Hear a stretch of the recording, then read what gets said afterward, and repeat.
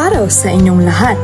Gusto mo bang magpakulay ng buhok nang hindi isinasakripisyo ang kalusugan at sa simpleng pang-paraan? Sa videong ito, gagabayan ka namin sa step-by-step na proseso ng paggamit ng herbal shampoo hair dye upang masiguradong makakamit mo ang magandang kulay ng buhok nang hindi isinasakripisyo ang kalusugan mo. Mga kagamitan: ika-una, hairspray; ika-2, gloves; ika-3, herbal shampoo hair dye; ika-4, blower. Ito ang hakbang kung paano gawin ang pagkulay ng buhok.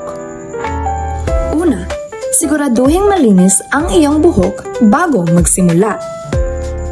Suklayin din ito upang alisin ang anumang buhol.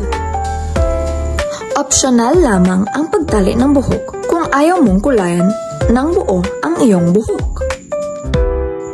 Pangalawa, magsuot muna ng gloves upang maprotektahan ang iyong kamay mula sa hair dye.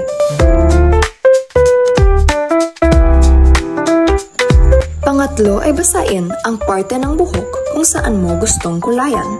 Kung buong buhok man ang gusto mong kulayan, ay siguraduhin pantay-pantay ang pagkakalagay mula sa ugat hanggang dulo. Pang-apat, ilagay ang herbal shampoo hair dye sa iyong kamay o direkta sa iyong buhok. Pang-lima ay masahehin ang hair dye sa iyong buhok upang masiguradong pantay ang kulay. Ito rin ay magbibigay daan sa pagpasok ng mga natural na sangkap sa buhok.